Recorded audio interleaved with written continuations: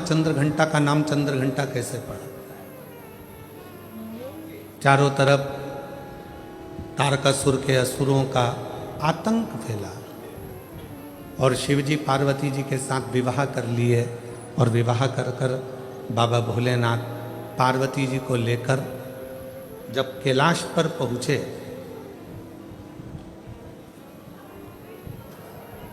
कोई उधर बैठकर भोजन कर रहा था शिवगण, कोई उधर बैठकर खा पी कर पड़ा हुआ था, कोई शिवगण अपने पूरे शरीर को नोच रहा था, कोई शिवगण उछल रहा था। पूरे कैलाश पर भगवान शंकर के गणों ने अपना पूरा जमा कर रखा था, आड़ा टेढ़ा। कुछ बर्तन उधर पड़े हैं, सोने का उधर पड़ा है, आसन उधर पड़ा है, सब सामान यहाँ वहाँ पड़ा था। और भोजन भी कोई एक गण लेकर आता या बनाता तो सब आपस में झगड़ा कर कर उस भोजन को ग्रहण करते।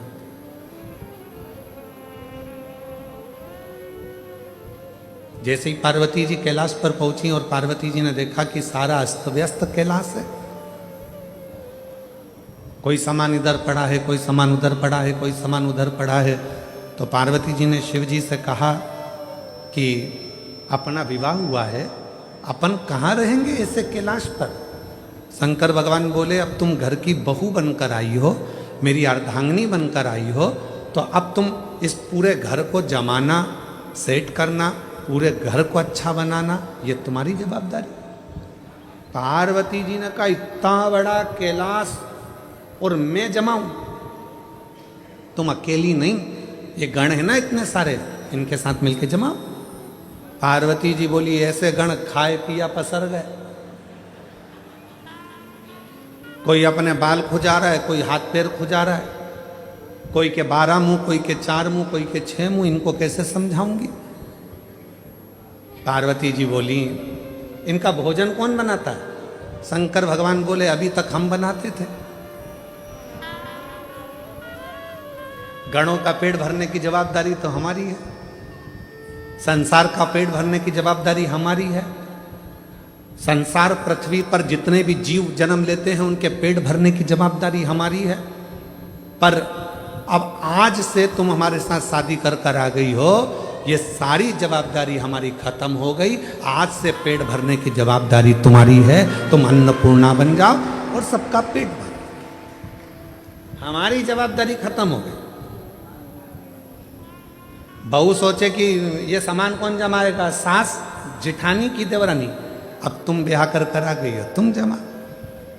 कई नई नई बहुएं आकर कहती हैं, तुम्हारा घर ऐसा, तुम्हारा घर वैसा, तुम्हारे घर में तो रहने के तरीके नहीं है लोगों को। अपने पति को रात दिन वो एक ही शब्द सुनाती, तुम्हारे घर के लोगों को रहना नहीं आता, तुम्हारी मम्मी को बोलना नहीं आता, तुम्हारे पापा को फैला देते हैं, तुम्हारे छोटा भाई ऐसा करता है, तुम्हारी बहू ऐसी करती है, तुम्हारे भैया ऐसा करते हैं, तुम्हारी भाभी ऐसा करती है। तो पति उपत कर क्या बोलेगा, अब तू आ गई ना समझदार,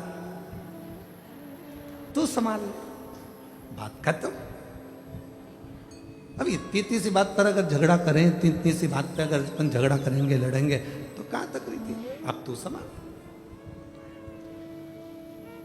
पार्वती जी ने कहा, मैं संभालू? हाँ ठीक है। अब मां जगत जननी जगदम्बा अम्बा ने आज सारे गणों की मीटिंग करी। इतना फैलारा पूरे कैलाश पर फैला है, कौन उठाएगा? एक एक करके सारे गण खसक गए।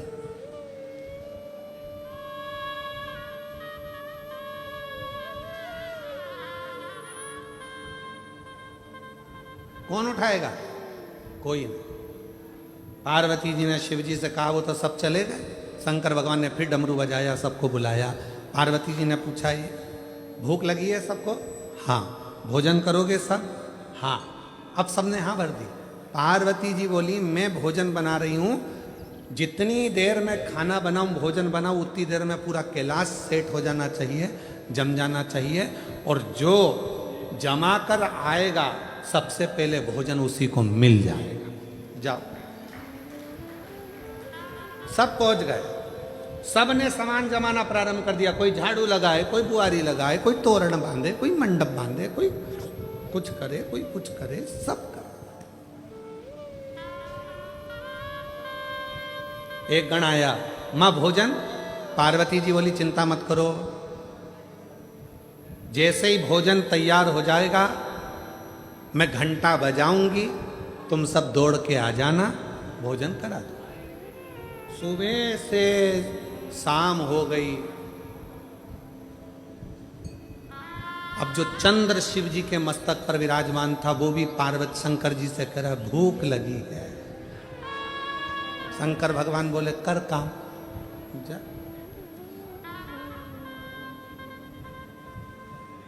जाओ। रात्रि होने लगी, चंद्र पुकारने लगा, मां भोजन दीजिए। अब तो पूरा घर जम चुका है। तब पार्वती जी ने देखा कि पूरा कैलाश जम चुका था। तब पार्वती जी ने चंद्र की साक्षी में चंद्र को शिव जी से अपने मस्तक पर रखकर घंटे का नाद करा। शिव जी ने मां पार्वती का नाम चंद्र घंटा रख दिया। उसी पल, उसी घड़ी, उसी क्षण शिव ने कहा पार्वती आज तुमने पूरे कैलाश को सेट कर कर जमा कर उनका भरण पोषण किया है।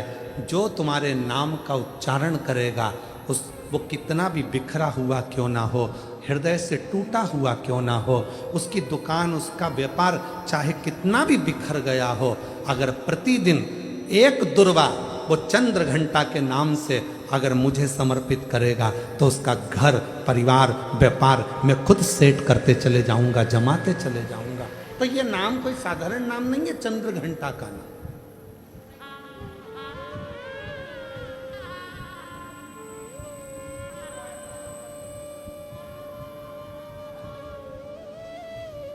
आस लगाना छोड़ो। शिव महापुराण की कथा में लिखा है कि शिव पुराण कभी नहीं कहती कि तुम संत बनो, साधु बनो, तुम तपस्वी बनो, या कहीं वन जाके बैठ जाओ, नदी के तट पर जाकर बैठ जाओ, या तुम किसी एकांत में जाकर बैठ जाओ। शिव पुराण तो कहती है कि शंकर भगवान गृहस्थी हैं। शंकर भगवान का पूरा परिवार है, भगवान शंकर गृहस्थी हैं, पूरे परिवार के साथ भोलेनाथ जी रहते हैं। पत्नी भी साथ, बेटे भी साथ, बेटे की बहुएं भी साथ, बेटे, बेटियां, दामाद, नाती, पंती, पोते सब शिव जी के साथ रहते हैं। 33 कोटि देवता में केवल एक देव ऐसे हैं, देवादिदेव महादेव, जो अकेले नहीं रहते, सारे परिवार के साथ रहते, पूरे परिवार। और आप खुद देखो मंदिर में जाके, धर्मपत्नी, पुत्र गणेश, कार्तिकेय, अशोक सुंदरी, जया, विषहरा, शामलीवारी, दौतली, देव, नंदी, सब साथ। और यहां तक शिव जी के परिवार में पुत्रों की बहुएं भी, रिद्धि और सिद्धि भी साथ में, वो भी साथ।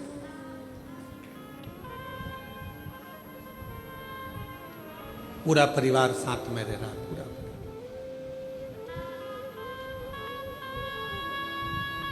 और किसी 33 कोटि देवता में एक देवता का नाम बता दो जो पूरे परिवार के साथ रह रहा हो, जिनके बच्चे भी साथ में रह रहे हो, पोता पोती भी साथ रह रहे हो, रिश्तेदार भी साथ रह रहे हो। कोई 33 कोटि देवता में कोई देवता की ऐसे मंदिर नहीं है जिसमें वो पूरे परिवार के साथ रहे। केवल शिव, केवल शंकर, वो घड़दान।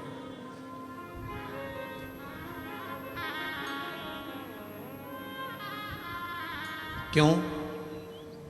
एक बार माता लक्ष्मी जी ने भी भगवान विष्णु से पूछ लिया था कि शिव जी का पूरा परिवार एक साथ में है, शंकर भगवान का पूरा परिवार एक साथ में है, ये क्यों?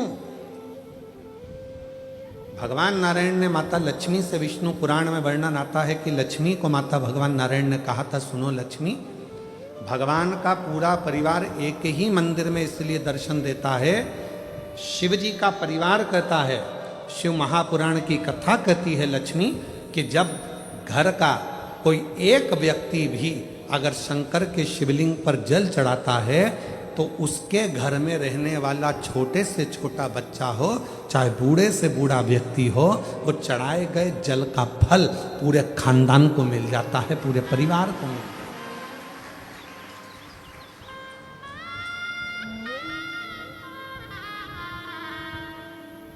पूरे कुल को। और सारी समस्या का हल एक लोटा बोल बम का नारा है, बाबा श्री शिवाय, सबको मिल जाता, पूरे कुटुंब को।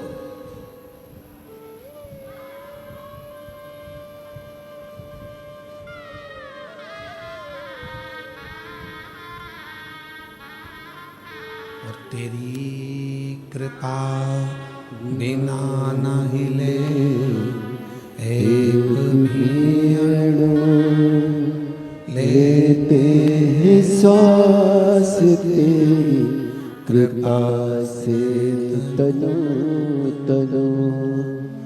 बखान क्या करूं मैं राखों के ढेर का, चपटी भभूत में है खजाना कुबेर का।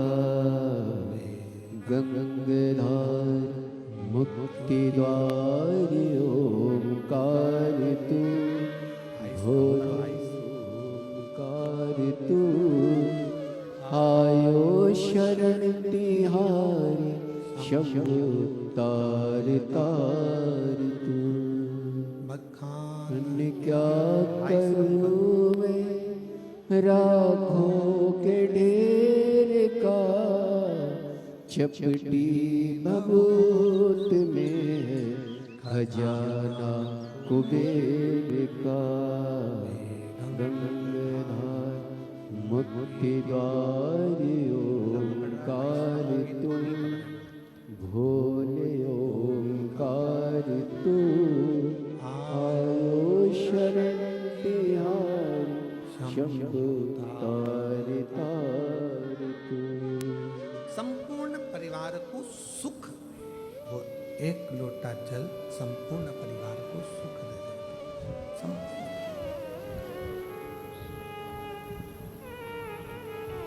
आप शिव की आराधना तो शिव पुराण कह रही है, संत बनना सरल है, साधु बनना सरल है, तपस्वी बनना सरल है, पर घर में रहकर एक अच्छा व्यक्ति बनना, अच्छा गृहस्थी बनना, ये कठिन, ये दुनिया का सबसे कठिन काम।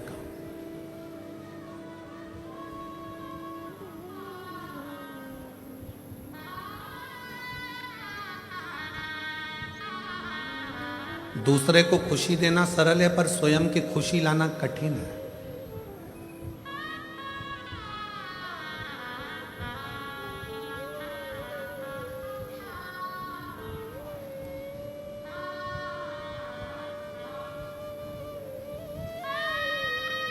अपने चेहरे की प्रसन्नता जब समाप्त होती चली जाती है तो व्यक्ति अपने आप बूढ़ा होते चले जाता है।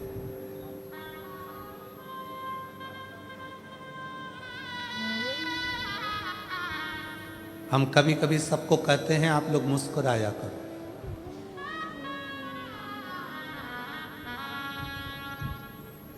अपने घर में भी रहो तो ऐसे रहो कि मुस्कुराते रहो।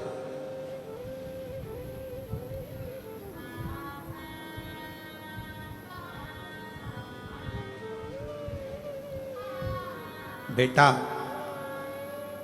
घर में रहता है तो वो अपनी माँ से ज़्यादा बात करता है। बेटा बेटी बच्चे घर में रहते हैं तो अपनी माँ से ज़्यादा बात करते हैं। पापा से इतनी बात करते हैं क्या? जम के बोलो जरा। नहीं। बच्चे बाहर चले जाते हैं, फ़ोन पे बात करते हैं तो मम्मी से ही ज़्यादा बात करते हैं, माँ से ज़्यादा बात करते हैं, पापा से नहीं, पिता से नहीं।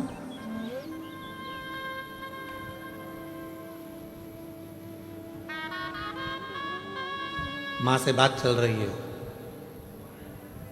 और पिताजी पास में अपनी धर्म पत्नी के पास में बैठे हैं, वो माँ से बात कर रहा है।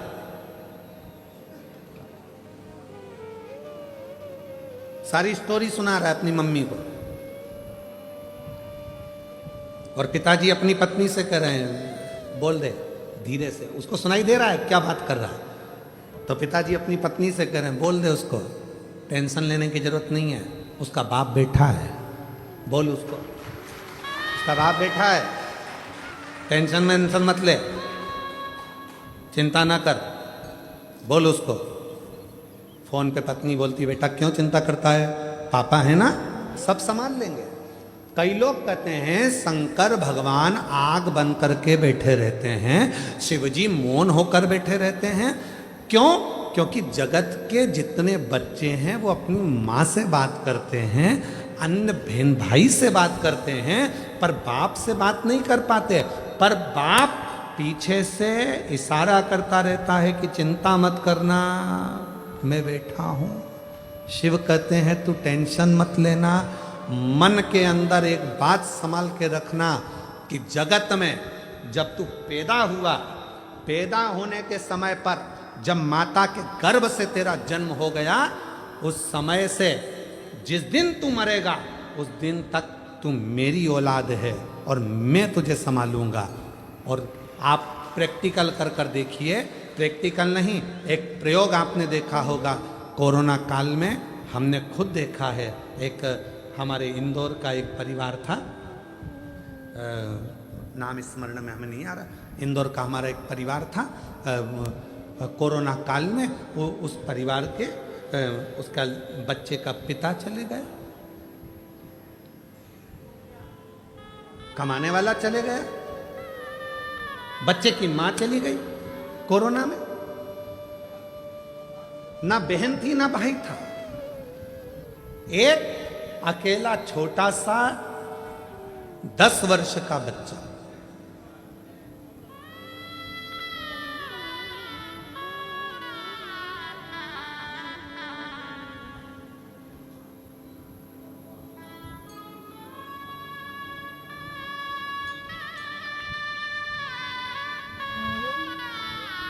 गए मिलने के लिए, बच्चा जितने मिलने वाले उनके रिश्तेदार थे, या अनाथ हो गया, अनाथ है, अनाथ है, अनाथ है। हमने कहा चिंता मत करो, 13 दिन पूरे होने दो, विश्वनाथ है, ये अनाथ नहीं है, विश्वनाथ, वो विश्वनाथ संभाले।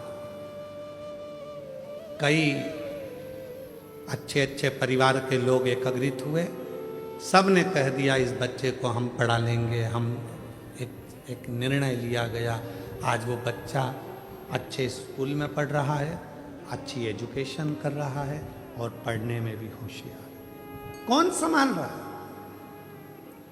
दादी को लगता है कि दादी सोचती है कि मैं परिवार को संभाल रही हूँ, बहू सोचती है मैं घर चला रही हूँ, बेटा सोचता है अगर मैं दुकान नहीं जाऊँगा तो घर नहीं चलेगा, बेटे को लगता है मैं फैक्ट्री नहीं जाऊँगा तो फैक्ट्री नहीं चलेगी, किसी व्यक्ति को लगता है कि मैं काम नहीं करूँगा तो ये काम ही नहीं होगा, मैं करूँगा तो होगा।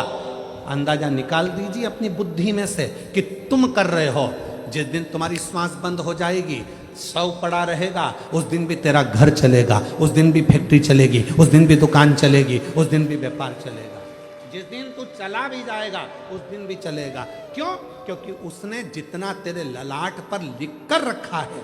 घर में 10 लोग रहते हैं तो 10 का भाग्य रहता है, घर में 4 लोग रहते हैं 4 का भाग्य रहता है। याद रखना, सामूहिक परिवार में रहने का हमारा सनातन धर्म कहता है कि परिवार को जोड़कर चलो।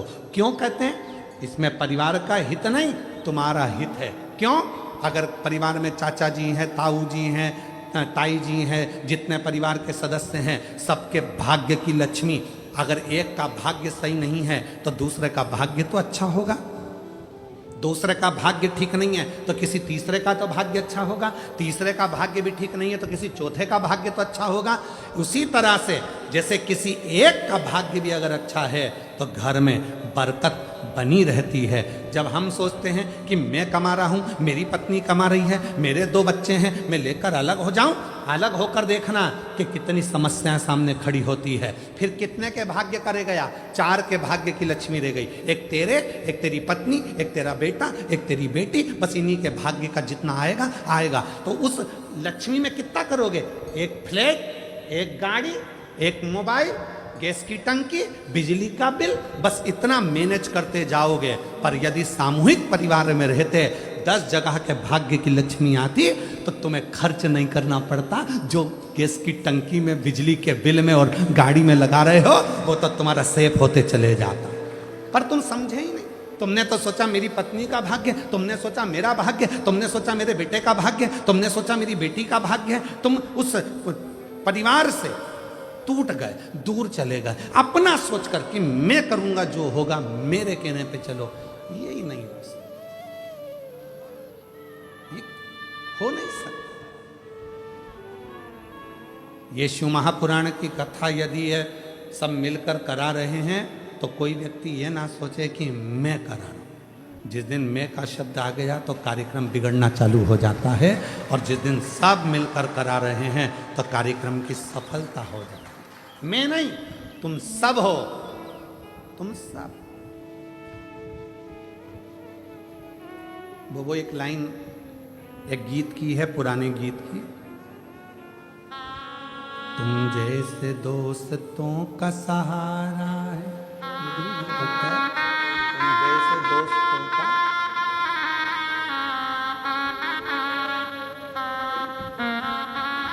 तुम जैसे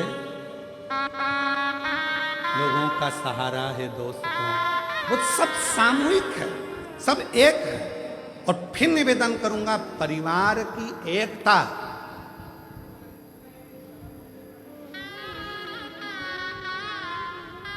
घर की फूट और जगत की लूट, याद रखना।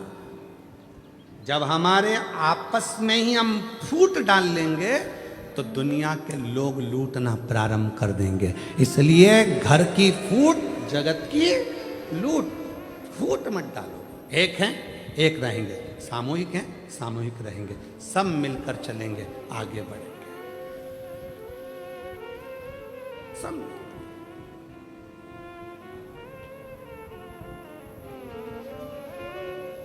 और हम क्या विचार में हैं? हम दो, जम के बोलो, हम दो, हमारे दो। और घर में माँ बाप आए तो उनको बाहर फेंक दो।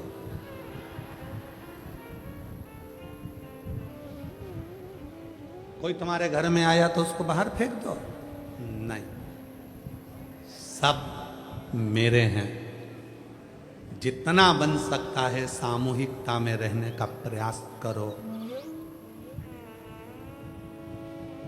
बटोगे तो कटोगे, एकजुट होकर रहोगे तो जिंदगी के हर पहलू, हर पहलू कौन नहीं देता। पर जितनी मेरी जीजियां बैठी हैं, जितने मेरे जीजा बैठे हैं, जितनी मेरी बेटियां बैठी हैं, जितने मेरे बेटा बैठे हैं, जितने बुजुर्ग माँ बाप बैठे हैं, आज एक बात याद कर कर जाना, तुम किसी से आस लगाना छोड़ दो। आज से नियम ले लो कि मैं अगर आस लगाऊंगी तो मेरे भोले नाथ से लगाऊंगी, बाकी के किसी से नहीं लगाऊंगी। क्यों? हम जिससे आस लगाते हैं वो आस एक ना एक दिन टूटती। कितना सोच के बैठी थी मेरी बहू आएगी, गरम रोटी खिलाएगी, मेरे पाँव दबाएगी, मेरी चंपी करेगी।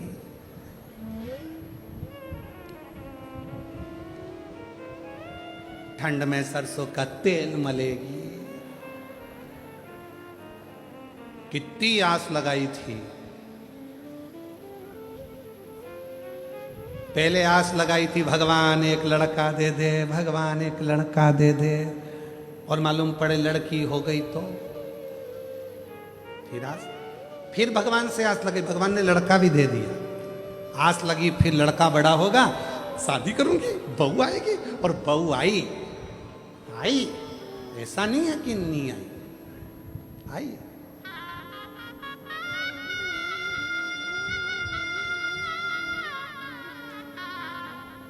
तुमने सोचा था तुम्हारे सिर पे पल्लू लेके पाँव पड़ेगी। वो सुबह से उठ के आई, बहू आई, सुबह से उठ के आई। हेलो मम्मा, चाय बनाई? बहू आई, मम्मा बोली है तू बना हमको पिला। ओ नो, मैं नहीं पिलाऊंगी। मेरे गई कमरे में, सो रहा था भेरू। अजी अजी, और ना जाने कौन कौन से 3-4 शब्द हैं, मैं बोलूंगा तो आप लोगों को बुरा लग जाए। और मेरा बाबू, और मेरा वो क्या चाचू की जानू, हाँ ऐसा कुछ बोले। अब उसको उठा रही, अजी उठो। अब वो बोले क्या है, क्या चाय?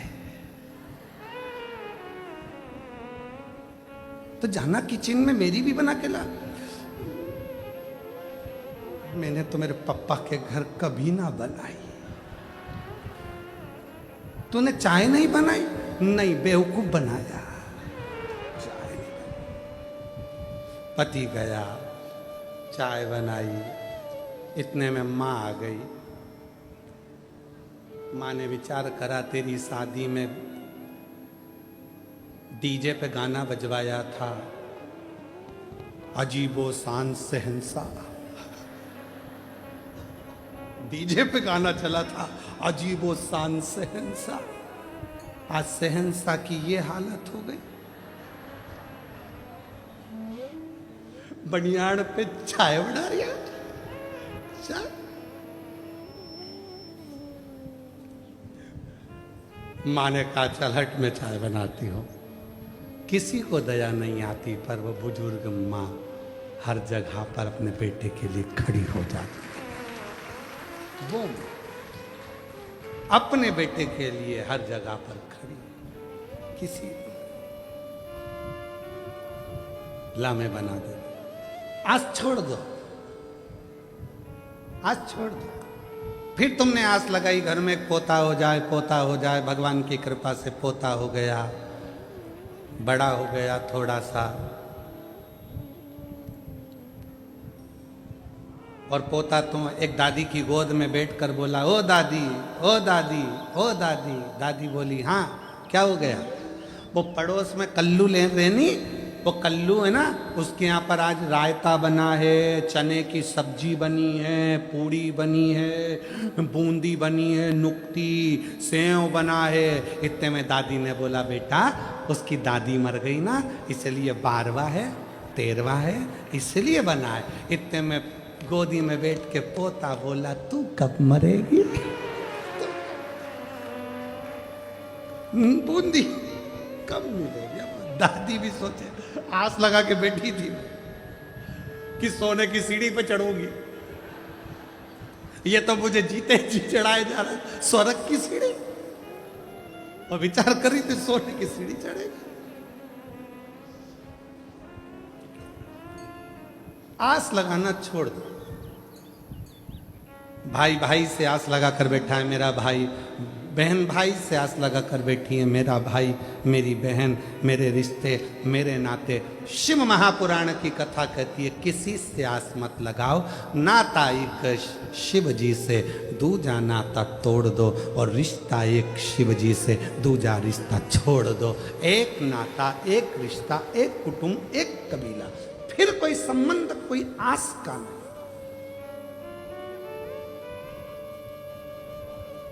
कथा में भी आओ तो आस लगा कर मत आना, कथा में आओ तो आस लगा कर मत आना। मैं जा रही हूं, आगे बैठूंगी।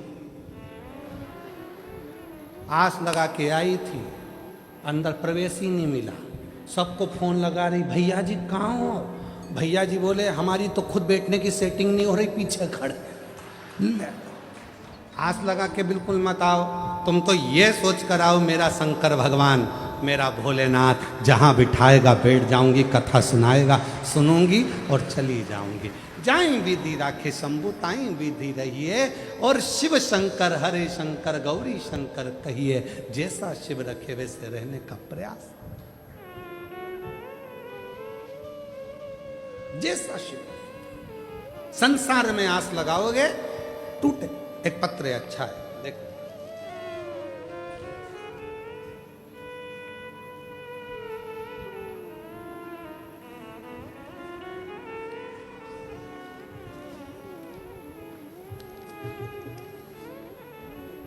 मोहिनी बहन विनोद भाई कहार, मैं बड़ौदा की रहवासी हूँ। कहीं बैठी हों तो हाथ हिला सकती हैं। मोहिनी बहन विनोद भाई कहार, अगर कहीं बैठे हों तो हाथ हिला सकते हैं। बैठे हैं, हाथ हिलाओ। दिख गए हो, आ जाइए बहन, आ जाओ। मैं मोहिनी बहन विनोद भाई कहार, मैं बड़ौदा की रहवासी हूँ। गुरुजी, मेरी तबीयत अचानक खराब हो गई थी। मुझे अस्पताल लेकर गए, एडमिट किया और 4-5 दिन के बाद बताया गया कि दोनों किडनी खराब हो चुकी है, आपको डायलिसिस करवाना पड़ेगा। घर वाले बहुत परेशान हो गए। तबीयत ऐसी कि बचना भी मुश्किल हो गया था। बाबा, एक लोटे जल का क्या वर्णन करूं। मेरी बहन रोज मुझे सीहोर के रुद्राक्ष का पानी पिलाती और एक बेलपत्र खिलाती। मेरी देवरानी भी शिवजी पर चढ़ाया पानी लाती और पिलाती। इस दौरान मुझे अहमदाबाद ले जाया गया। वहाँ भी यही चीज़ बताई गई कि आपको आजीवन डायलिसिस करवाना पड़ेगा। और वहाँ मेरे भाई की लड़की रुद्राक्ष का पानी लाती। मैंने विश्वास नहीं तोड़ा। मेरे पुत्र ने भी आंवले के पानी का प्रयोग चालू किया। रोज रात को 9:15 वाला जो आपका उपाय है वो मेरे बेटे ने करना प्रारंभ करा। कुंदकेश्वर महादेव का नाम लेकर दवाइयाँ खाती और डायलिसिस चल रहा था। पर डॉक्टर ने कहा कि ये तो जिंदगी भर चलेगा। समझ नहीं आया। रुद्राक्ष का जल पीती और 9:15 वाला जो उपाय था वो करना प्रारंभ करा। आज मैं बाबा को धन्यवाद देने के लिए आई हूँ गुरुदेव कि आज मेरा एक भी डायलिसिस नहीं होता।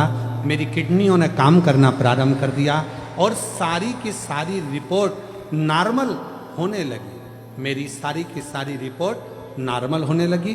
डॉक्टर ने भी बताया कि आपकी दोनों किडनी, डॉक्टर ने भी बताया कि आपकी दोनों किडनी काम करने लगी है। अब आपको डायलिसिस की कोई ज़रूरत नहीं है।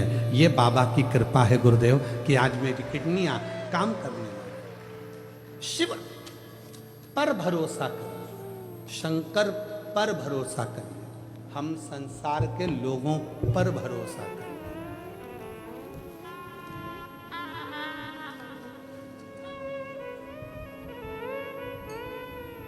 हम संसार के लोगों पर भरोसा करते और आखिरी में होता क्या है, वो संसार के लोगों का भरोसा टूट जाता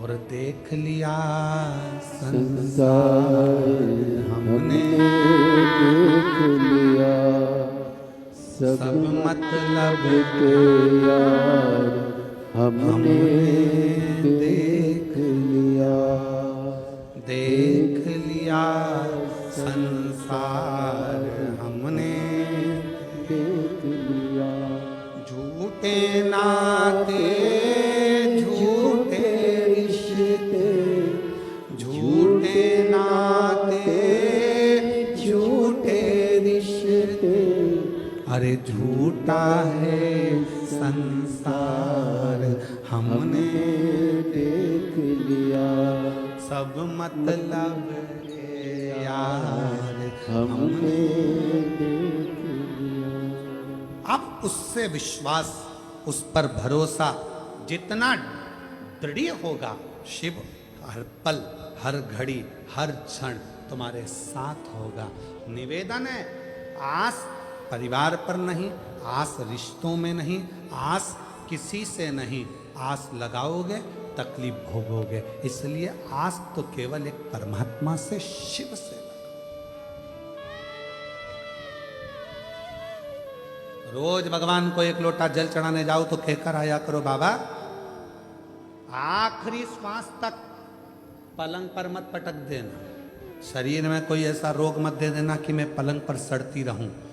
आखिरी सांस तक तेरे मंदिर में आकर एक लोटा जल चढ़ाती रहूं, इतनी दम देना, इतना शरीर को अच्छा बनाना, इतनी शक्ति देना कि मैं आखिरी दम तक भी एक लोटा जल चढ़ाने तेरे दरवाजे तक आ सकूं। आइए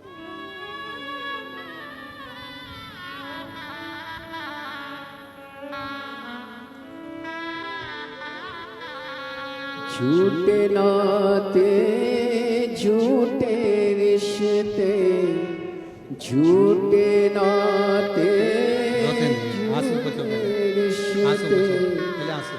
झूठा है संसार हमने देख लिया, देख लिया संसार हमने देख लिया।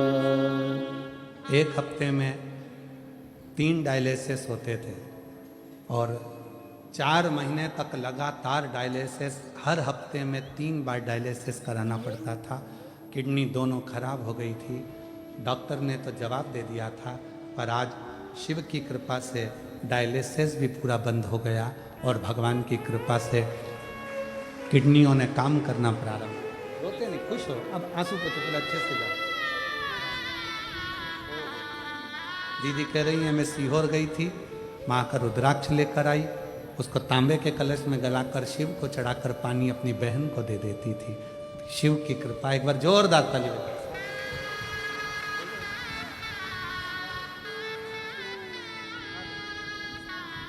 और रिश्ता तेरा मेरा सबसे है प्यारा। डॉक्टर ने कह दिया था बचेगी नहीं, पर शिव की कृपा उसकी उदार है। आप आस कर, आप किस पर भरोसा कर रहे हो? वो शिव, वो शंकर। जो जैसी भावना लाया वो वैसा ही फल पाया। एक विश्वास अपने, एक पत्र आया, उस पत्र में एक पति अपनी पत्नी के लिए उस पत्र को लिख रहा और पत्र में उसने लिखा हम पढ़े लिखे हैं, एजुकेटेड हैं। आप कहते हो कि कथा के पंडाल की मिट्टी भी फल देती है। मेरी पत्नी को बच्चे नहीं थे जब सूरत में पहली कथा हुई थी। आपकी जब सूरत में पहली कथा हुई थी, अभी सूरत की दूसरी कथा, सूरत में जब पहली कथा हुई थी तो मैं अपनी पत्नी को केवल दिखाने के लिए ले गया था कि बाबा सब झूठ बोलते हैं, वो पत्र में लिख रहा। और मैं अपनी पत्नी को केवल दिखाने के लिए सूरत ले गया क्योंकि मेरी पत्नी कह रही थी कि वहां की मिट्टी मेरे पेट पर लगाना है, मुझे कथा में लेकर चलो। मैं उसको केवल दिखाने के लिए लेकर गया था कि यह सब झूठ होता है। उसने पत्र में लिखा।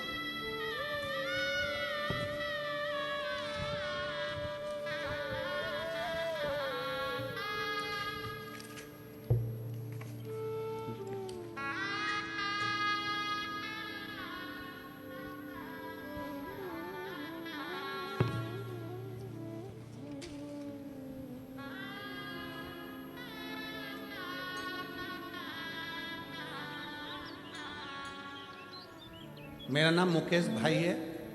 मैं गांव करमड़, जिला सुरेंद्र नगर, गुजरात का रहवासी हूं और मेरा मोबाइल नंबर ये है। मैं आर्मी में नौकरी करता हूं। भटिंडा में मेरी पोस्टिंग, पंजाब भटिंडा में मेरी नौकरी है। कहीं बैठे हों, आप ही हैं, ऐसे हाथ हिला दो एक बार। हाँ, वापिस हाथ हिलाओ, आ जाइए।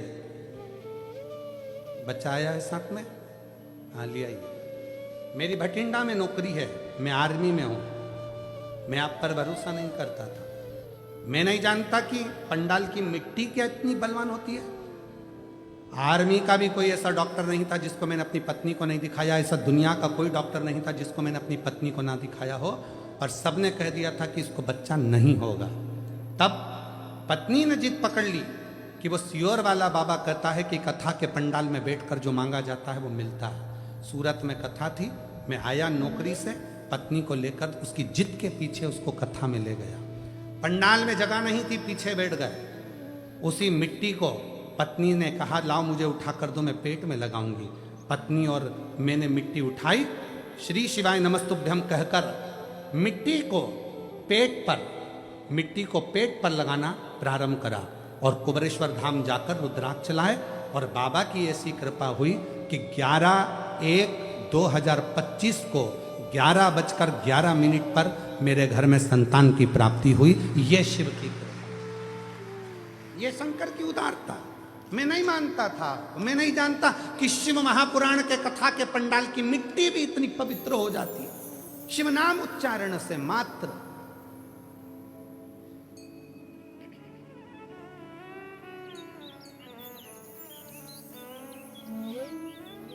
आपको लगता है कि आप कथा सुनने के लिए आए हो, पर हम कभी नहीं मानते कि आप कथा सुनने के लिए आए हो।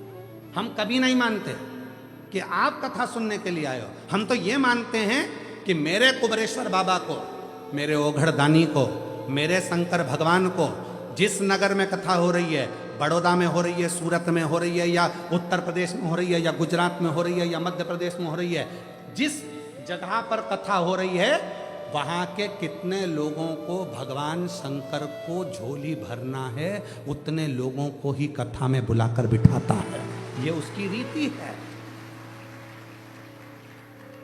कितने लोगों की झोली भरना है, बस उतने ही कथा के पंडाल में पहुंचेंगे। कितनों की झोली भरना है, उतनों को ही वो अपनी कथा में बुला पाता है, और उतनों को बुलाकर उसकी झोली भर देता है।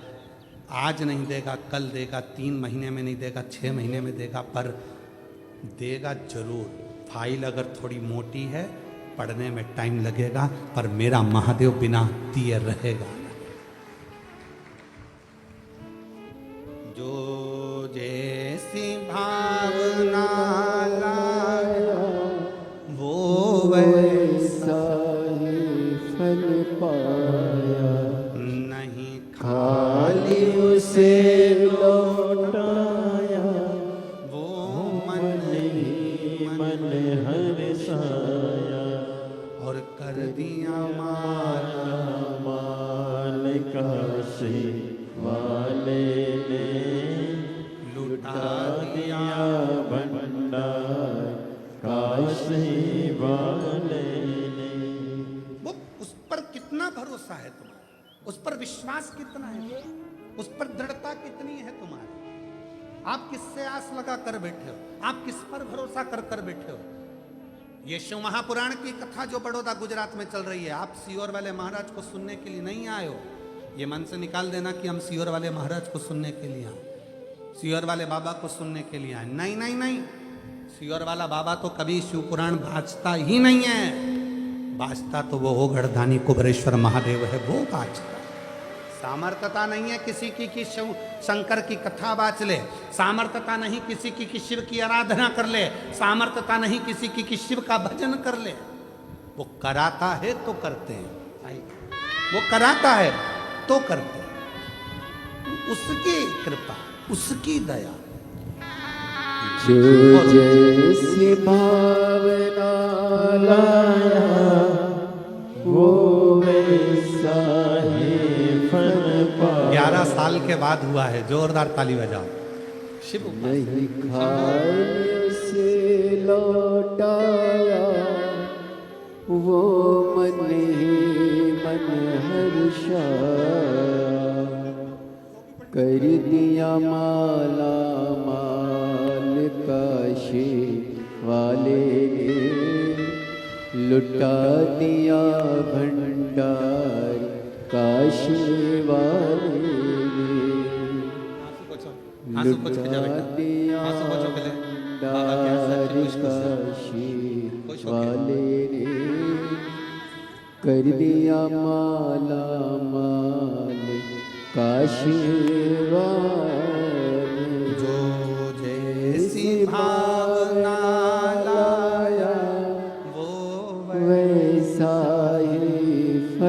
पाया। शिव उपासना का फल क्या? शंकर की उपासना का फल क्या? आप किस पर भरोसा कर रहे हो? आप किस पर विश्वास कर रहे हो? ये आप पर निर्भर है।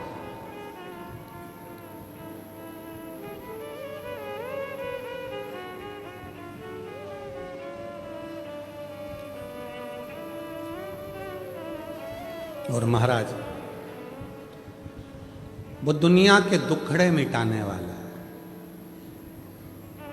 वो दुनिया के कष्ट मिटाने वाला है। आस उसी से रखी जा।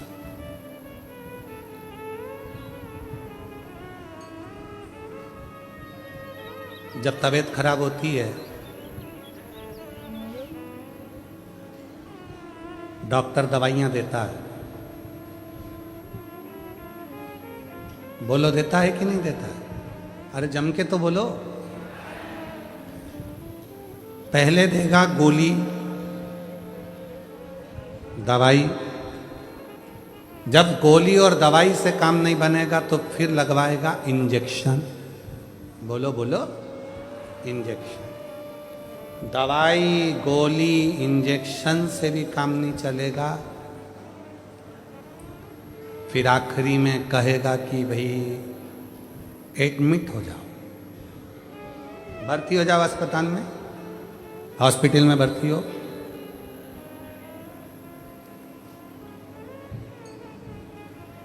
डॉक्टर साहब भर्ती एडमिट? हाँ, एक काम करो ना, मैं घर पे बॉटल चढ़वा लूंगा, मैं घर पे सब व्यवस्था कर लूंगा, तुम घर पे मैं इसको भर। ना ना ना ना, फालतू की बात मत करो, हॉस्पिटल में एडमिट हो। कितने दिन तक एडमिट होना पड़ेगा? 5 दिन या 7 दिन? 7 दिन भर्ती रहोगे, ट्रीटमेंट चलेगा, मुझे भरोसा है तुम पूरे अच्छे हो जाओगे, चले जाओ। 7 दिन?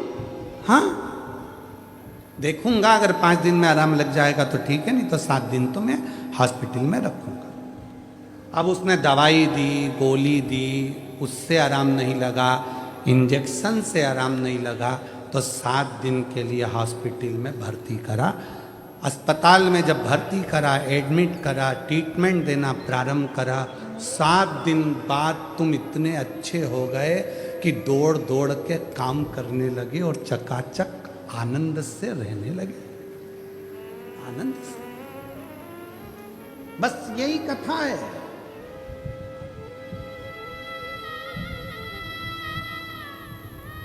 यही कथा है। जब तुम्हारा कोई काम नहीं होता, घर पर भजन करते करते करते करते समय हो गया, तुम्हारा भगवान सुन ही नहीं रहा। मंदिर जाते जाते एक लोटा जल चढ़ाते चढ़ाते समय हो गया, सुन ही नहीं रहा। दवाई से काम नहीं हुआ, इंजेक्शन से काम नहीं हुआ, तब भोलेनाथ ने, डॉक्टर ने कह दिया तेरे बड़ौदा में 7 दिन की कथा हो रही है, हॉस्पिटल में आके एडमिट हो जा, तेरा दुख मिटाकर मैं तुझे घर भेज दूं। आजा बड़ौदा की कथा में, वेद कथा सुनने के लिए 7 दिन एडमिट हो जा, रुक, सो, विश्राम कर, भोजन कर, भूमि को नमन कर। ट्रीटमेंट है, समय समय पर लेना पड़ेगा, सारा इलाज 7 दिन में तो वो ऐसा ट्रीटमेंट कर देता है कि 7 दिन बाद जब आप अपने घर पर जाते हो, शिव के बिना मन नहीं लगता, और तब बाबा भोलेनाथ फिर झोली भरना प्रारंभ कर देता है, स्वस्थ खुश आनंद में रखना प्रारंभ कर।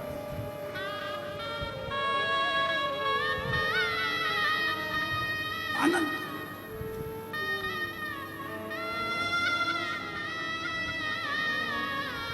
उससे अपने मन का भाव कहते हो, मन का। दुनिया के आगे प्रभु चुपचाप मैं रहता हूँ, दुनिया के आगे प्रभु चुपचाप मैं रहता हूँ, मेरा तू ही तो हमदर्द है, जिसे हर दर्द कहता हूँ। मेरा तू ही तो हमदर्द है, जिसे हर दर्द कहता हूँ।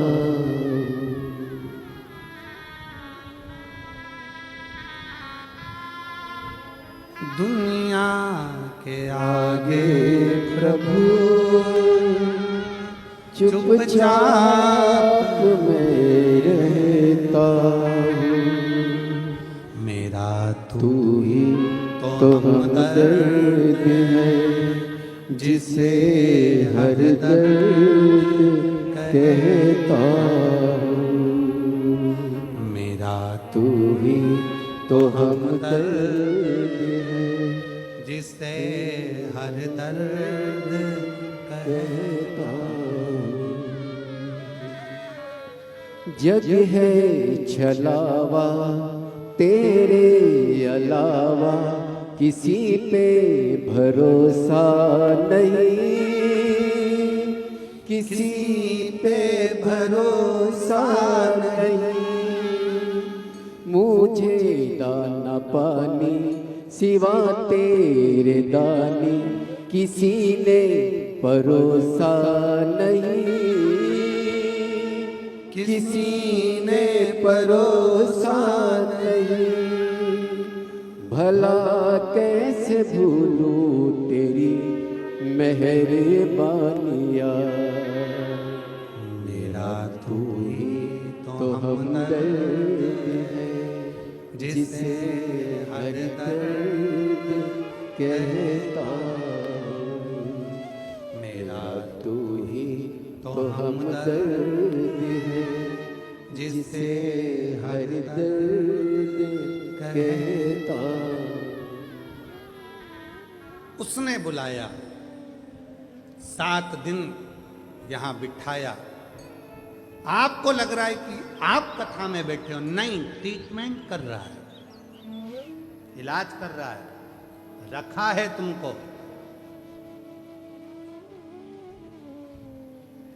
रखा है।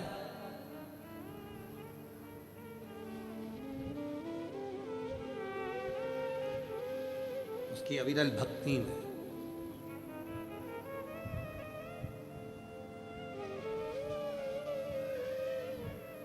अग्रवाल जी, हम बहुत बहुत बधाई देते हैं आपको, इस पूरी समिति को, तुम्हारी पूरी समिति को बधाई देते हैं।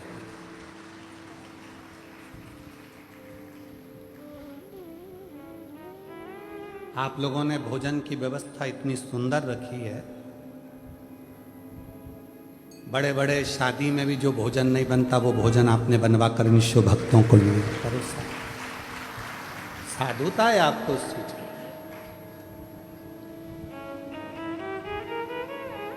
और पूरे बड़ौदा के जितने भी शिव भक्त हैं, जो कोई पानी, कोई चाय, कोई दूध, 24 घंटे जो व्यवस्थाओं में लगे हुए हैं, बाबा देव अधिदेव महादेव आपको क्या देगा ये तो आपको बाद में मालूम पड़ेगा। आपको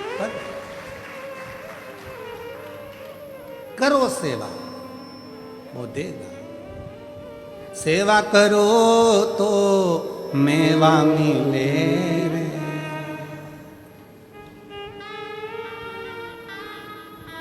ये शिव भक्तों की सेवा करोगे तो मेवा मिलेगा, और घर पे बुजुर्ग माँ बाप की सेवा करो, सेवा करो तो चाबी मिले, चाबी जल्दी मिलती है।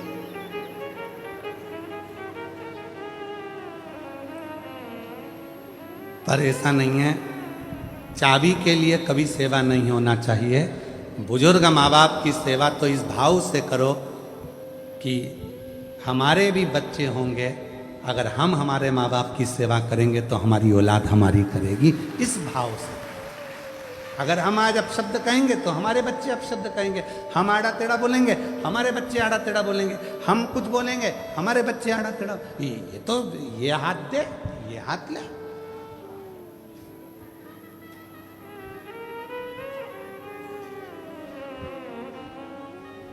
संसार तो ऐसा ही है। एक पढ़ा लिखा लड़का था, उसको नौकरी नहीं मिल रही थी, तो उसको सूचना मिली कि अपने गांव में सर्कस आया है। सर्कस वाले के पास जाकर बोला, भैया हमको नौकरी दे दो। सर्कस के मालिक ने कहा, ठीक है हम नौकरी तो दे देंगे, पर हमारे यहाँ पर तुमको एक काम करना है। क्या? बंदर के कपड़े पहनना है, शेर के मुंह में हाथ देना। कितना मिलेगा? 20,000 रुपये महीना। तैयार हो? ठीक है। बंदर के कपड़े पहन के शेर के मुंह में हाथ देना है। नौकरी नहीं मिल रही थी बेचारे को, तो उसने नौकरी कर। अब उसको पिंजरे के अंदर, सर्कस चालू हुआ, चारों तरफ लोग बैठ गए, उसको पिंजरे के अंदर शेर, बंदर के कपड़े पहना के शेर के पिंजरे में उसको छोड़ दिया।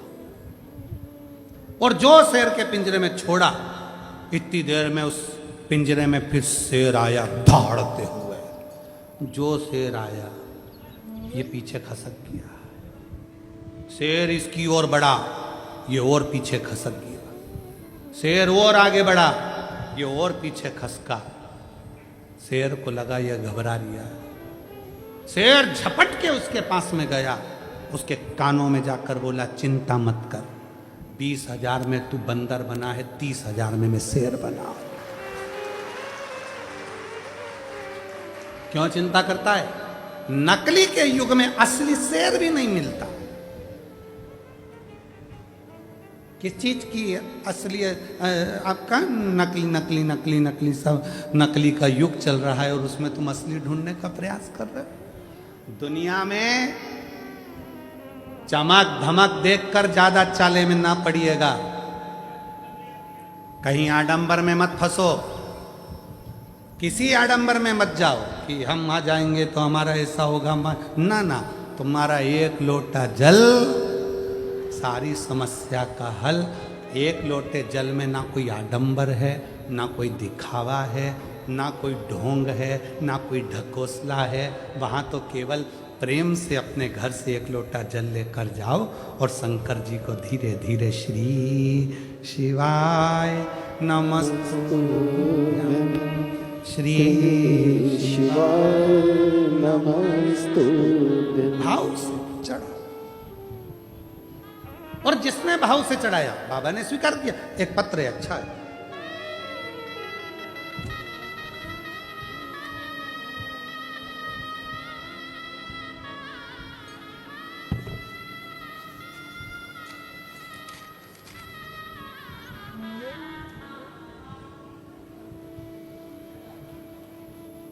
मैं माधुरी विनोद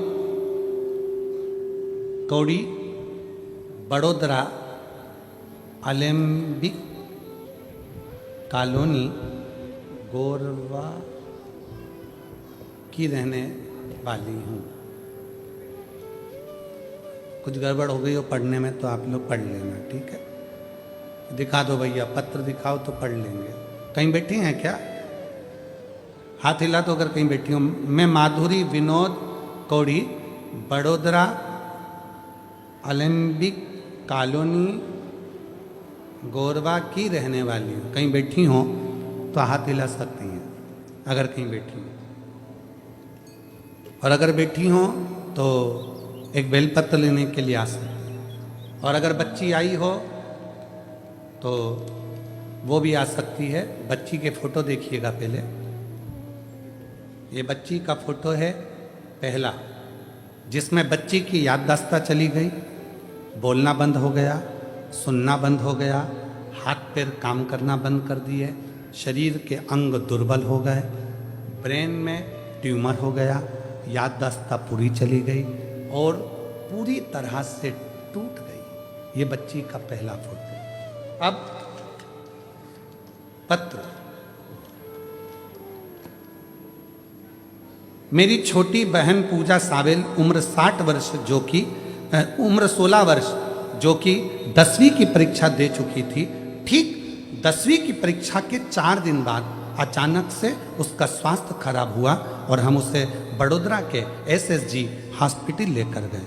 उस दौरान हमें पता चला कि उसे ब्रेन ट्यूमर है और उसके दिमाग के पल्स छाले और गठान है, जिसकी वजह से उसकी तबीयत हर दिन और बिगड़ती गई।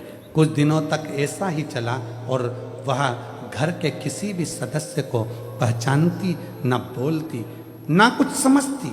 दिनों दिन बाद वो कोमा में चली गई। पत्र आप लोग एलईडी पर पढ़ रहे होंगे। वो कोमा में चली गई। यहां तक कि सभी डॉक्टरों ने जवाब दे दिया कि यह नहीं बच पाएगी, आप घर लेकर जाइए। फिर भी मैंने और मेरे परिवार ने हार नहीं मानी और भोले बाबा पर पूर्ण विश्वास किया और उसी के सहारे छोड़ दिया। मेरा परिवार स्वयं श्री शिव महापुराण की कथा 2022 से सुन रहा है। मैंने बहुत सारे पत्र सुने जिसमें बाबा एक लोटा जल महत्व बताते हैं और मैंने भी किया। भोले बाबा पर जल चढ़ाना प्रारंभ करा। प्रतिदिन जल पिलाती। कोमा में थी, नली लगी थी मुंह में, तब उस नली में कैसे ना कैसे 2 बूंद पहुंचा देती। बस सीहोर का रुद्राक्ष लाई, पानी को गलाकर पिलाना प्रारंभ करा। गुरुदेव, डॉक्टर ने कह दिया अब इसके प्राण नहीं हैं, लेकर जाओ। शरीर बंद था, फिर भी हिम्मत नहीं हारी। सीहोर वाला बाबा कहता है वो आएगा, मेरी बेटी को वापिस जगाएगा। एक बार रुद्राक्ष का जल उसके शरीर पे तो लगाने दो। रुद्राक्ष का जल शरीर पर लगाना प्रारंभ करा। डॉक्टर मना कर रहे हैं, इसको ले जाओ, पिला सकते नहीं, शरीर पर लगा देते। अब गई शिव मंदिर में, एक बेलपत्र उठाकर लाई जो तकिए के नीचे रखा। बेलपत्र लाई, उसको तकिए के नीचे भी रखा और हमने मंदिर, देवालय, शिवालय निरंतर जाती रही। अब उसके शरीर ने काम करना प्रारंभ करा। धीरे धीरे शरीर में ऊर्जा आई, वेंटिलेटर से हटी। श्री शिवाय नमस्तुभ्यम उसको हेडफोन लगाकर कानों में सुलाना चालू करा और बाबा की कृपा से बिना ऑपरेशन के और बिना किसी चीज के आज मेरी बेटी पूर्ण तरह से पहचानने लगी, जानने लगी और बाबा की कृपा से चलना फिरना चालू कर दिया, जिसका मैं फोटो दूसरा लगा रही हूँ, जिसमें मेरी बेटी पूर्ण तरह से स्वस्थ होकर चल रही है, काम कर रही है, स्कूल जा रही है और बाबा की कृपा। कहीं बैठी हो तो आ सकती हैं। 16 वर्ष की है बेटी पूजा सावेर। मैं माधुरी विनोद कोणी, बड़ोदरा अलेम्बिक कॉलोनी गोरवा की रहने वाली है। कहीं बैठी हो, आ सकती। शिव तत्व किसको कहते हैं? शंकर की उदारता किसको कहते हैं? आपका विश्वास, आपका भरोसा। शिव के एक लोटे जल में ना कोई आडंबर है, ना कोई दिखावा है, ना कोई अन्य बात है। उस पर केवल तुम्हारा भरोसा, केवल विश्वास।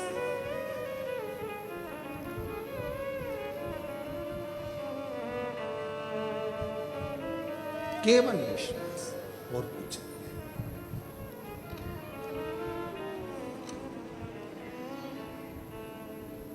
नहीं। इसीलिए शिव तत्व कहता है।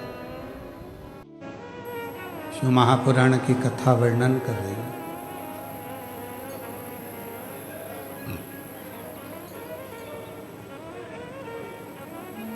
एक आस, विश्वास केवल और केवल शिव पर।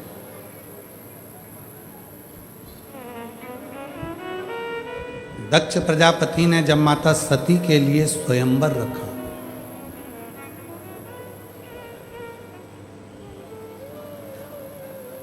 सब देवताओं को बुलाया उस स्वयंवर में। दक्ष प्रजापति ये जानते थे कि सती शिवजी को प्रेम करती है।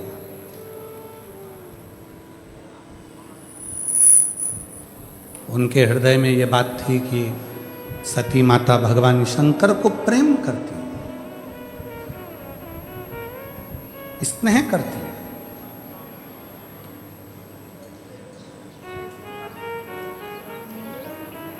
फिर भी दक्ष प्रजापति ने शिवजी को नहीं बुलाया और बल्कि एक पत्थर की मूर्ति बनाकर दरवाजे पर खड़ी कर दी पर यदि भरोसा पक्का होता है, विश्वास पक्का होता है, सती मैया हाथ में माला लेकर आई, दक्ष प्रजापति को लगा था ये माला भगवान विष्णु को पहनाएंगी, इंद्र को पहनाएंगी। इतने सुंदर सुंदर देवता बैठे हैं, ये जयमाला अगर पहनाएगी माता सती तो किसी देवता को पहनाएगी। पर माता सती ने देखा कि पूरी सभा में कहीं शिव नहीं,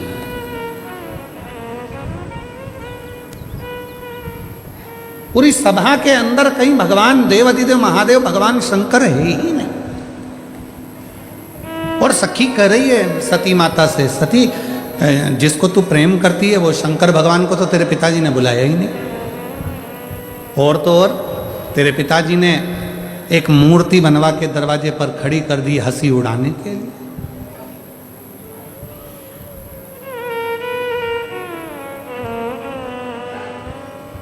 क्यों चिंता करती है?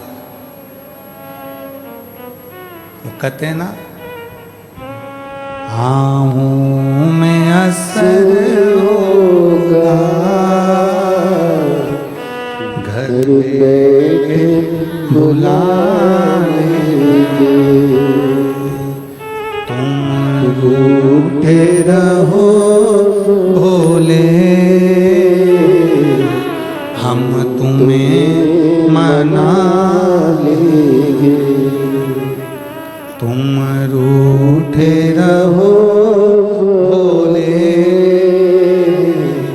हम तुम्हें मना लेंगे। सती मैया ने कहा उसमें क्या चिंता करना, क्या टेंशन करना, तुम चिंता मत करो। तो शिव को तो बुलाया ही नहीं, भगवान शंकर को तो बुलाया, शिव तो आए नहीं। मत आने दो, नहीं आए ना कोई बात नहीं, शिव नहीं आए कोई बात नहीं। माला लेकर मां सती चली, चारों तरफ माता सती माला लेकर भ्रमण करी। माला को पकड़कर माता सती दरवाजे के बाहर दौड़ कर गई। जो दरवाजे के बाहर दक्ष प्रजापति ने शंकर भगवान की मूर्ति बनवाई थी हंसी उड़ाने के लिए, सती माता ने वही मूर्ति के गले में अपनी जयमाला पहना दी और शिव जी को अपना उघड़ डाला।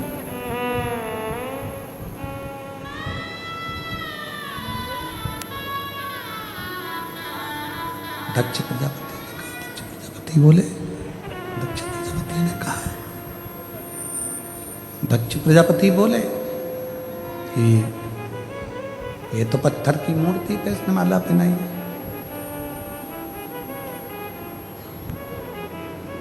पत्थर की मूर्ति पे माला पहनाई है इसने। तो दक्ष प्रजापति कह रहे हैं, शंभु शंभु शंभु शंभु शंभु शंभु शंभु, पत्थर की मूर्ति पे माला पहनाई इसने।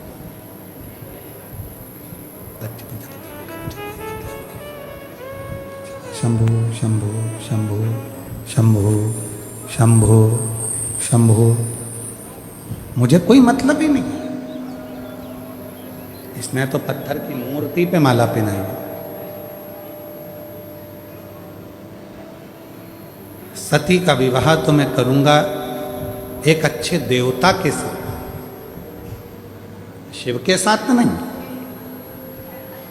पर जैसे ही सती माता ने माला पहनाई और माला पहनाकर माता सती ने कहा, भोलेनाथ ये जयमाला नहीं है, मेरी प्राणों की माला तुम्हें पहना दी, अब तुम इसे स्वीकार करो।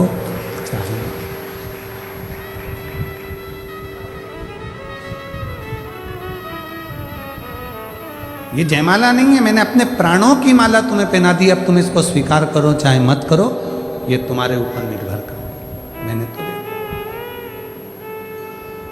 अब सौंप दिया इस जीवन का सब भार तुम्हारे हाथों में, है हार तुम्हारे हाथों में और जीत तुम्हारे हाथों। अब मैंने तो सौंप दिया, मैंने तो छोड़ दिया, अब आप इसको स्वीकार करें ना करें ये आपके ऊपर है। बस दक्ष प्रजापति ने जैसे ही माता सती का हाथ पकड़ा और हाथ पकड़कर जैसे ही दक्ष प्रजापति सती माता को लेकर दरवाजे से अंदर की ओर जाने लगे, को लेकर जैसे ही दरवाजे के अंदर जाने लगे, वैसे ही शिव उस पाषाण की मूर्ति में से प्रकट हो गए और सती का हाथ पकड़कर अपनी ओर खींचा।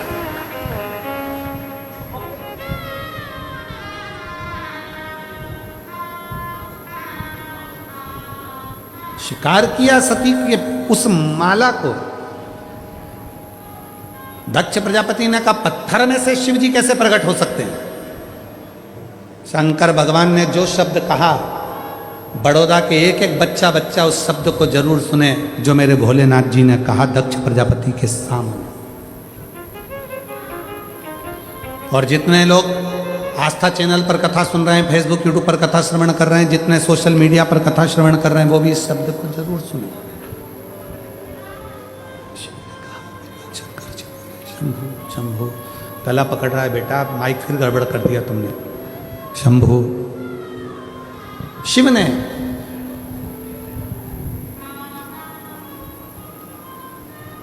जो शब्द कहा, भगवान शंकर जो शब्द बोले, शिव जी ने कहा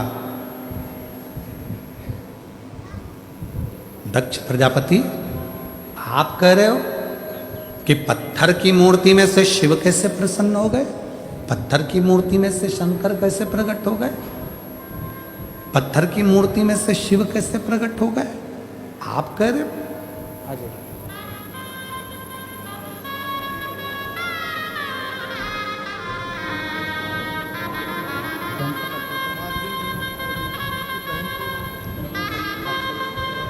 ठीक है बेटा,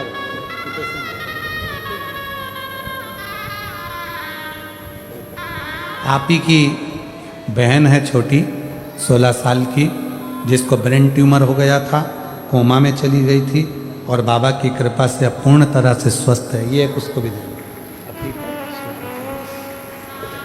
जोरदार ताली बजाइए एक बार। साधु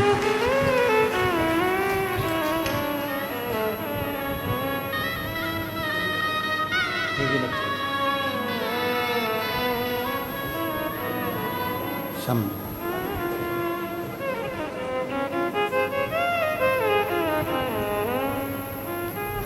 शिव ने कहा, जो भगवान शंकर ने जो कहा वो सुनिए। शिव ने जो कहा, शंकर जी बोले, शिव बोले, दक्ष प्रजापति तुम कहते हो कि पत्थर की मूर्ति में से शिव कैसे प्रकट हो गए, शंकर कैसे प्रकट हो गए, तुम कह रहे हो। हाइस ज्यादा है, उसको कम करो थोड़ा।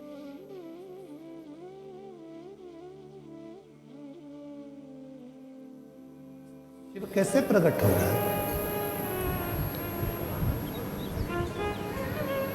दक्ष प्रजापति तुम कह रहे हो कि इसमें शंकर कैसे प्रकट हो गए।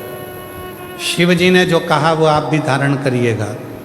बसरेंद्र, शिव जी ने जो कहा वो आप भी ध्यान करिए। शंकर भगवान कहते हैं सुनो दक्ष प्रजापति, दुनिया की दृष्टि में लगता है कि शंकर का शिवलिंग पत्थर का है, दुनिया की दृष्टि में लगता है कि ये तो एक कंकर है, पत्थर है, पर शंकर कहते हैं दक्ष प्रजापति अगर संसार का मनुष्य एक बेलपत्र भी दिल से अगर मुझे समर्पित करता है तो उसके बेलपत्र का हिसाब मेरे पास में रहता है, उसके बेलपत्र का हिसाब मेरे पास में है, उसके बेलपत्र का हिसाब मेरे पास में है, मैं रखता हूं। जीजियों आप भले भूल गए, वो याद रखना। हम आपसे पूछें 28 दिसंबर को भोजन में आपने सुबह के भोजन में क्या खाया था। 28 दिसंबर को सुबह के भोजन में आपने क्या क्या चीज खाई थी, आपको याद है? जम के बोलो जरा। नहीं, चलो जाने दो। 12 नवंबर को आपने क्या खाया था, याद है क्या? अरे बोलो तो जम के। नहीं।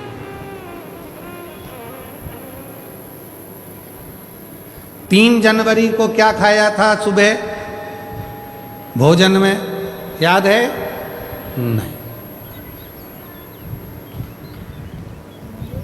8 सितंबर को क्या खाया था, याद है? नहीं। पर तुमने जो 12 नवंबर को खाया, 14, 28 दिसंबर को खाया, जो भी तुमने खाया तुम्हें भले याद ना हो, पर तुमने जो खाया वो तुम्हारे शरीर में रक्त बनकर आज भी घूम रहा है और वो शरीर को बल दे रहा है, एनर्जी दे रहा है। वो जो तुमने खाया था, वो जो तुमने 28 दिसंबर को खाया था, उसकी रक्त की एक बूंद तुम्हारे शरीर में आज भी चल रही है। तुम्हारे शरीर तुमको एनर्जी दे रही है, तुमको बल दे रहा है। उसी तरह कई लोग हैं, शंकर भगवान को जल चढ़ाते हैं, सोचते हैं कि हम जल चढ़ाने जाते हैं, भगवान शंकर इसको स्वीकार करते कि नहीं करते। याद रखना, तुम्हारा खाया तुम्हें भले याद ना हो, पर तुम्हारे शरीर में रक्त बनकर चलता है। उसी तरह तुम शंकर भगवान को 1 लोटा जल चढ़ाते रहो, तुम्हें भले याद ना रहे, पर जब तुम्हारी दुख की घड़ी आएगी तो शंकर याद कर कर तुम्हारे दरवाजे पर पहुंच जाए। तुम्हें भले याद ना चले, पर उसे याद। ये सीहोर वाले महाराज का वचन नहीं है, ये शिव जी का शिव महापुराण में दक्ष प्रजापति ने जब माता सती का स्वयंवर रखा और सती जी ने शंकर भगवान की प्रतिमा पर जब अपना वरमाला जयमाला पहना दी, तब दक्ष प्रजापति हाथ पकड़कर सती को लेकर जाने लगे। तब शंकर जी ने कहा, सुनो दक्ष प्रजापति, तुम कहते हो कि पत्थर की मूर्ति को माला पहनाई? नहीं, ब्रह्मा ब्रह्मलोक में रहते हैं, भगवान विष्णु बैकुंठ लोक में रहते हैं, शिव पृथ्वी पर रहता है, मृत्यु लोक में रहता है। इसलिए ये पूरी पृथ्वी में जो कंकर है, पूरी पृथ्वी में जो जीव हैं, वो शिव है, वही जीव शिव है।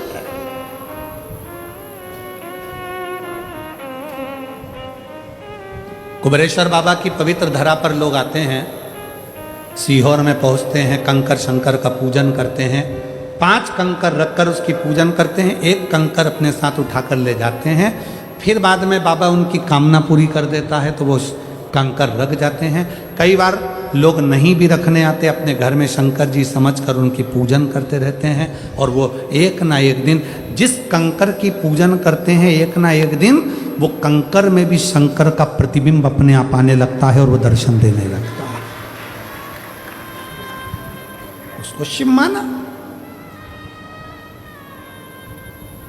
तुम कहते हो भोले हमें काशी प्यारी, तुम कहते हो भोले हमें काशी प्यारी है, एक बार तो आ जाओ, एक बार तो आ जाओ, काशी भी बना दे, तुम रूठे रहो भोले, हम तुम्हें मना लेंगे।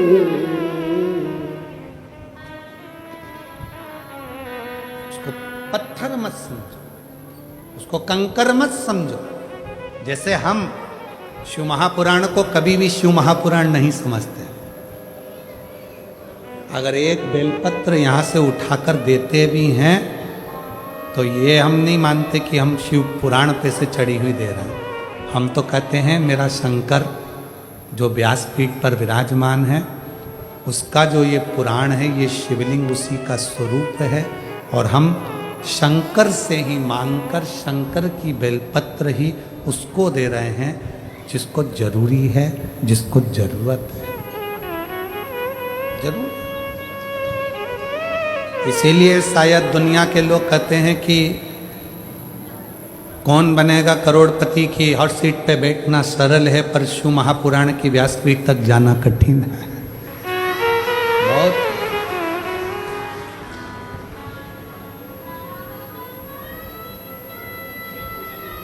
वो कृपा करता है तब लोग यहाँ आते हैं। से जो मां वो दिल से, हृदय से, हृदय से देगा। शिव कथा करे, भोलेनाथ खुद बोल रहे हैं, दक्ष प्रजापति तुम ये ना समझना कि पत्थर की मूर्ति पर माला पहनाई और पत्थर की मूर्ति से शिव ना प्रकट हो, शंकर ना प्रकट हो। नहीं। हे मेरे बड़ौदा की जीजियों, गुजरात की मेरी दीदियों, हे मेरी गुजरात की बहनों और मेरे भाई, याद रखना दुनिया की दृष्टि में वो कंकर है, दुनिया की दृष्टि में वो पत्थर है, दुनिया की दृष्टि में वो केवल एक पाषाण का पत्थर का शिवलिंग है। दुनिया की दृष्टि पर उसमें शिव बसता है, उसमें शंकर बसता है, उसमें शिव समाहित है, उसमें शंकर समाहित है, उसमें शिव बसा हुआ है, शंकर बसा हुआ है। वो दुनिया की दृष्टि में केवल कंकर हो सकता है, वो दुनिया की दृष्टि में केवल एक पाषाण हो सकता है, पर स्वयं शिव महापुराण में दक्ष प्रजापति के चरित्र में शिव स्वयं कह रहे हैं, दक्ष इसको केवल मूर्ति मत समझ, ये मैं आ जाओ, इसको केवल मूर्ति ना समझ, इसमें मैं हूं।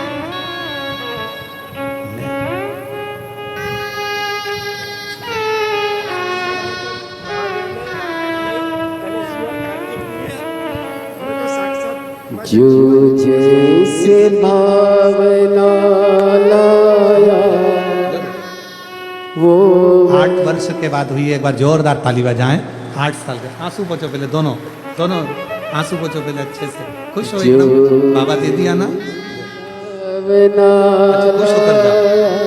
कितने साल के बाद हुआ वो वैसा ही फल पा। अच्छा खुश हो, आंसू पोछ पहले, आंसू पोछ। अच्छा खुश होकर जाओ दोनों, लो नहीं खाली उसे लौटाया वो मन ही। बेटा बोल रहा है कि बाबा ने बच्चा तो दिया ही दिया, साथ में 26 साल के बाद खुद के मकान में भी बाबा ने बिठा दिया। एक बार जोरदार।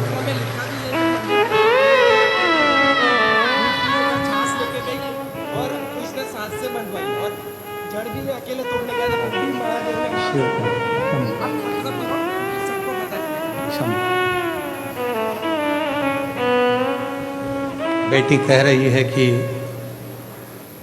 लोटे में भरकर रखा था दूध,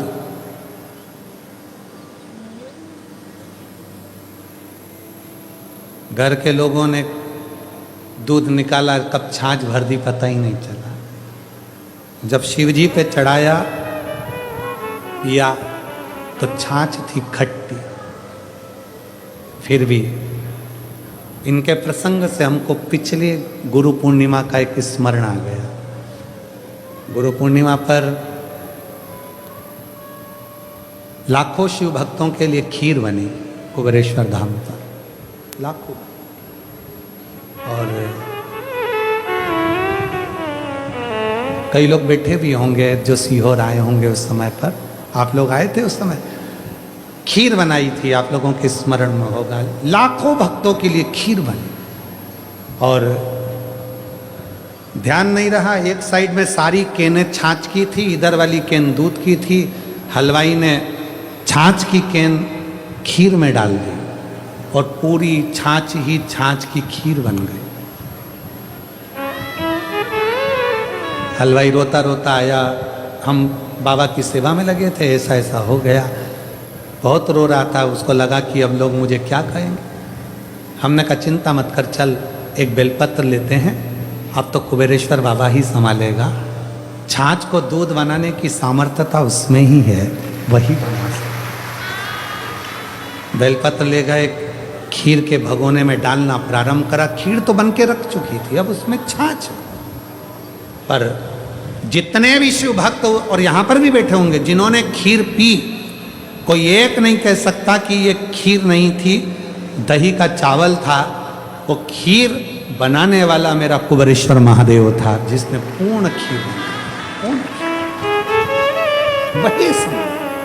हमको और आपको तो लगता है कि हम कर रहे हैं, आप कर रहे हैं, ना ना, मेरा आपकी कृपा से सब काम हो रहा है। करते हो भोले बाबा, मेरा नाम हो रहा है। भोले आपकी कृपा से सब काम हो रहा है। शिव कथा कर रही है, भगवान शंकर का चरित्र कर रहा है। सती माता के सामने शिव जी ने दक्ष प्रजापति को समझाया कि पत्थर की चाहे मूर्ति हो, पत्थर का चाहे शिवलिंग हो, अगर कोई दिल से मुझे एक बेलपत्र भी चढ़ाता है, दिल से मेरी पूजन भी करता है, साथ में दिल से अगर कोई चढ़ा रहा है तो मैं उसको स्वीकार करूं। अजय, दिल से कोई चढ़ा है, दिल से। शंभु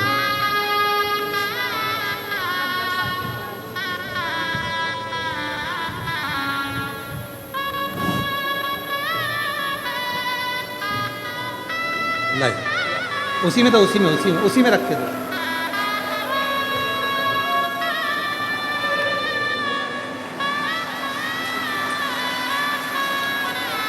15 साल के बाद हुए हैं। एक बार जोरदार ताली बजाओ दोनों के लिए।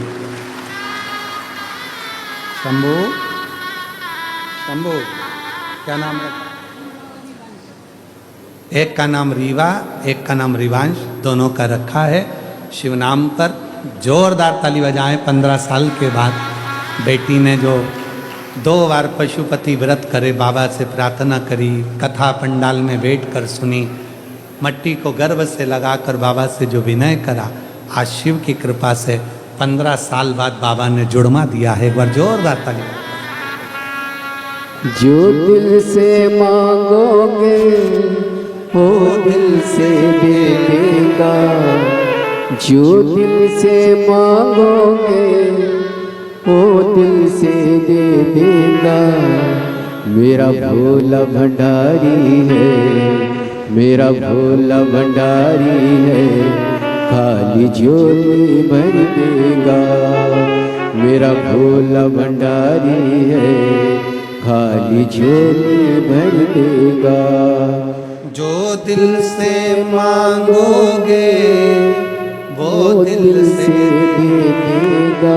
सुन लो, जितने भी बड़ौदा की कथा के पंडाल में बैठे और जितने प्रयागराज की भूमि पर 5 दिन कथा सुनने के लिए आने वाले हैं, उत्तर प्रदेश वालों, वो भी ध्यान से सुन लेना। जो दिल से मांगोगे वो दिल से देगा, जो दिल से मांगोगे वो दिल से दे देगा। मेरा भोला भंडारी है, खाली झोली भर देगा। मेरा भोला भंडारी है, खाली झोली भर देगा। वो कुबेरेश्वर महादेव, वो कुबेर भंडारी, जब हम उसके सम्मुख में बैठकर दिल से कामना करते हैं, बोलते हैं, वो स्वीकार कर, वो स्वीकार। सती मैया के साथ शिव जी का विवाह हुआ, पर पिता के मन में तो वही अहंकार समाया हुआ था, पिता के मन में तो वही अहम समाया हुआ था। और वह अहंकार पिता के मन में इतना समाया हुआ था कि एक यज्ञ रखा, उस यज्ञ में सबको बुलाया, शिव जी को नहीं बुलाया, शंकर भगवान को बुलाया ही नहीं। फिर भी सती मैया को शिव जी ने रोका, फिर जाने के लिए अनुमति दो। गए, सती माता ने जाकर देखा कि मेरे पति के लिए कोई स्थान नहीं, कोई स्थान।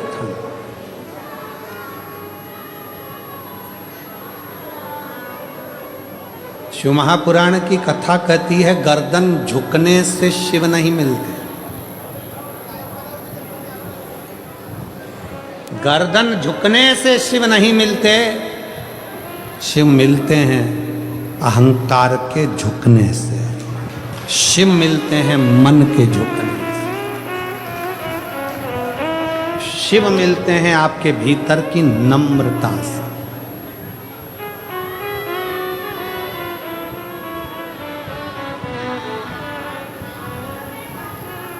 यदि मेरे महाकाल को पाना है, यदि मेरे अवंतिका नाथ को पाना है, यदि मेरे उज्जैनी नरेश महाकाल राजा को पाना है, तो किसी आडंबर की जरूरत नहीं पड़ती।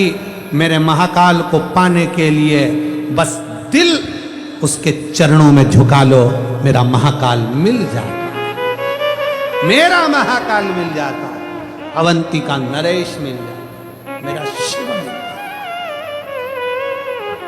और हम सबसे कहते हैं अगर सीहोर आओ, कुबरेश्वर धाम पर आओ, रुद्राक्ष महोत्सव में आओ, तो याद रखना विश्वास के साथ आना, भरोसे के साथ आना, दृढ़ता के साथ आना। वहां सोना चांदी हीरा पन्ना लेकर मत आना। और जितने भी भक्त हैं उनको कहते हैं अगर कुबरेश्वर धाम रुद्राक्ष उत्सव में आओ तो छोटे बच्चों को लेकर मत आओ, रुद्राक्ष महोत्सव में आओ तो बीमार व्यक्ति बिल्कुल नहीं आए, बहुत ज्यादा अवस्था है, चलते फिरते ना बने तो घर पे कथा सुनो। पर कथा जब रुद्राक्ष महोत्सव में पहुंचो तो पूर्ण तरह से स्वस्थ आनंद के साथ, फुल एनर्जी के साथ, फुल आनंद के साथ बाबा की उस पवित्र धरा पर बैठकर रुद्राक्ष महोत्सव की कथा सुनो।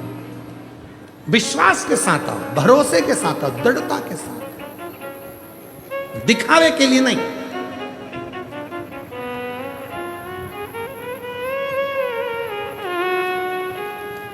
दिखावे के लिए बिल्कुल मत आओ। हमें जाना है, भीड़ बढ़ाने के लिए शिव पुराण की कथा नहीं है, भाव बढ़ाने के लिए शिव महापुराण की कथा है। भीड़ बढ़ाने के लिए तो बहुत सारी जगह पड़ी हुई है, वहां चले जाना, पर भाव बढ़ाने के लिए जाना है तो कुबरेश्वर धाम जाना, कथा में आना, भाव बढ़ेगा, हृदय का भाव, निर्मल भाव, सुंदर भाव। सती माता को क्रोध आ गया, यज्ञ की अग्नि में, धधकती हुई अग्नि में सती माता कुंड में कूदने वाली थी, पर कुंड के ही पास में मां सती का शरीर सती माता ने छोड़ दिया। शिव को मालूम पड़ा,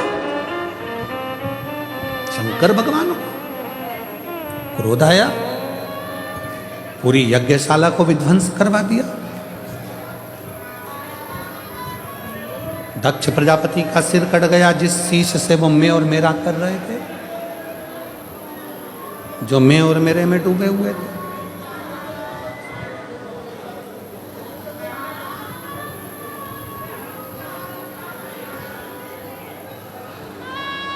जो मैं और मेरे में डूबे हैं, उन दक्ष प्रजापति का सिर कट गया। आपकी बहू को 6 साल के बाद संतान हुई, एक बार जोरदार ताली बजाएं।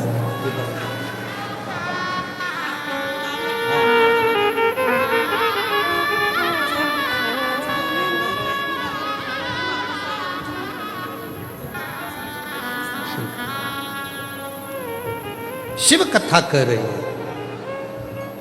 दक्ष प्रजापति को बकरे का मुख लगा, समय बीता, फिर आगे वर्णन आया। माँ पार्वती का जन्म हिमालय राज्य के यहाँ हुआ।